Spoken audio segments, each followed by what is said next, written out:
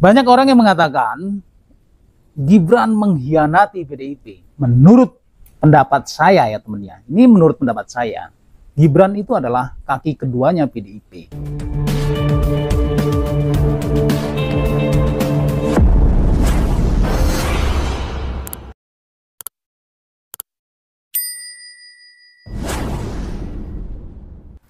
Assalamualaikum warahmatullahi wabarakatuh. Salam sejahtera bagi kita semuanya. Salam Om Swastiastu, Namo Buddhaya. Salam kebajikan, Sampurasun, Rahayu, Rahayu, Rahayu.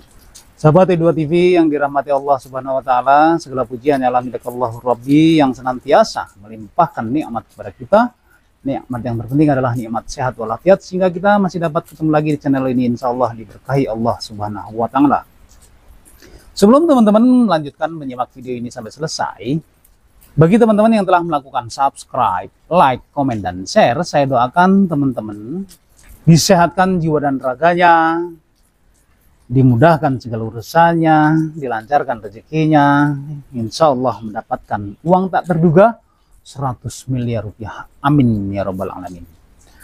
Baru-baru ini atau kemarin ya, Partai Golkar mendeklarasikan Gibran Raka Buming Raka sebagai calon wakil presiden untuk Prabowo Subianto. Nggak bahaya tah? Enggak lah. Itulah yang namanya politik ya teman-teman ya. Teman jadi lawan, lawan jadi teman. Kemarin lawan, sekarang teman, besok bisa jadi lawan. Seperti saat ini. Kita udah tahu semuanya, bukan rahasia lagi bahwa Gibran itu adalah kader PDIP dan saat ini menjabat sebagai wali kota Sulung. Dari kemarin-kemarin tuh ya, Pak Prabowo meminang Gibran. Tapi sih pada saat itu masih tersandung masalah umur, karena untuk presiden atau wakil presiden usia minimal 40 tahun ya. Tapi setelah adanya putusan MK yang kemarin itu, sehingga membuat Gibran bisa mencalonkan sebagai wakil presiden. Kalau secara sekilas ya teman-teman ya, seolah-olah Gibran itu mengkhianati PDIP. Tapi kalau kita cermati dan kita analisa, itulah PDIP bermain dua kaki teman-teman. Untuk Ganjar Pranowo dijadikan presiden, calonnya PDIP, dan wakilnya Pak Mahfud MD. Kaki yang kedua, PDIP memasangkan Gibran sebagai wakilnya Prabowo. Hebat kan? Biasanya yang suka main dua kaki itu biasanya Golkar. Tapi pemilu saat ini, Golkar main satu kaki. Memasangkan Gibran sebagai wakilnya Prabowo. Dari Golkar sendiri, kader Golkar tidak ada yang dicalonkan maju menjadi presiden ataupun wakil presiden. Padahal Pak Erlangga itu sudah pantas menjadi presiden atau wakil presiden. Lagi-lagi itulah namanya politik, kepentingan kekuasaan untuk mendulang suara partai, apapun bisa dilakukan ya teman-teman ya. Jadi teman-teman ya, jangan kaget dengan kondisi politik saat ini. Di dalam politik itu sangat dinamis ya teman-teman ya. Kita lihat Partai Golkar, partai yang boleh dikatakan partai senior. Seringnya bermain dua kaki, seperti yang sudah-sudah.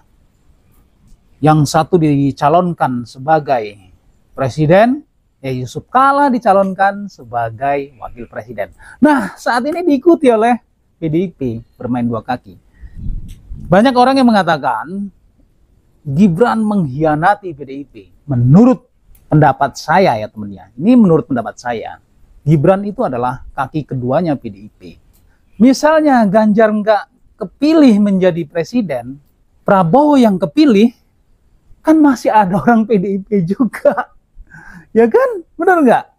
Tapi kalau ke Anies ya mungkin enggak lah ya. Kalau kita lihat ya memang kalau untuk Anies sendiri, hasil survei di berbagai lembaga survei, hasilnya selalu di bawah nomor 3. Untuk apa PDIP memasangkan di kubunya Anies?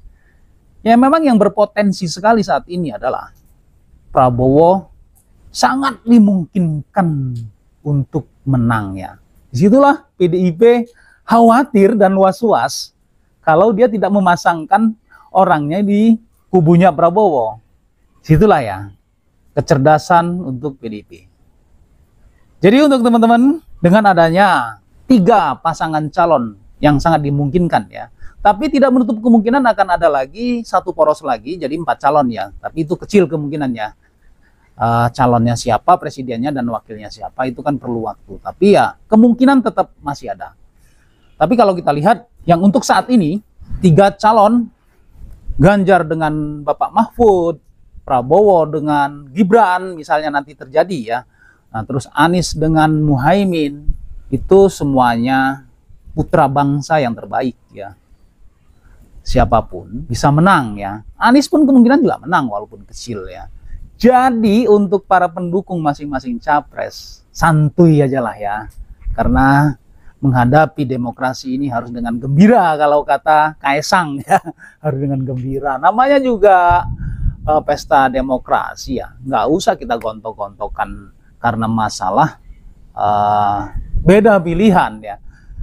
Yang sangat memprihatinkan sekali pada saat tahun 2019 yang lalu. Dalam satu keluarga beda pilihan itu bisa jadi ribut. Tapi alhamdulillah saat ini masyarakat Indonesia sudah terbuka, sudah dewasa, dengan adanya perbedaan itu hal yang biasa. Tapi ya teman-teman ya, yang harus kita jauhi apabila salah satu calon masih menggunakan politik identitas, itu sebaiknya dijauhin saja. Itu namanya akan memecah persatuan untuk masyarakat Indonesia. Jauhkan siapapun, mau Ganjar kek, mau Prabowo kek, mau Anies kek, kalau menggunakan politik identitas, tinggalkan saja. Sudah bukan waktunya cuy menggunakan politik identitas. Sudah bukan waktunya lagi cuy. Oh bener ya kata Gledek ya. Sudah bukan waktunya lagi agama dijadikan alat politik ya. Sekarang kecerdasan yang digunakan sebagai alat politik, popularitas dan integritas ya, itu yang dipakai buat alat politik. Yang jelas program ya. Program kedepannya apa? Mau bagaimana kalau sudah jadi ya. Oke teman-teman semuanya, semoga teman-teman yang suka dengan politik, berpolitiklah dengan gembira. Karena sebentar lagi Pilpres, kita berpesta politik. Siapapun yang menang, itulah putra terbaik bangsa Indonesia. Oke? Terima kasih teman-teman telah menyimak video ini sampai selesai. Semoga bermanfaat untuk kita semuanya, khususnya buat diri pribadi saya. Kebenaran itu hanya datangnya dari Allah Subhanahu wa Ta'ala, sedangkan kesalahan merupakan kehilafan diri pribadi saya dalam menyampaikan informasi ini. Untuk itu, mohon maaf atas segala kehilafan dan kekurangan. Jangan lupa ya teman-teman ya, sedekahkan subscribe kalian, semoga menjadi ladang amal jariah buat kalian semuanya. Sampai ketemu lagi dengan saya di video saya selanjutnya. Wallahul muwaffiq ila aqwamit thoriq. Wassalamualaikum warahmatullahi wabarakatuh.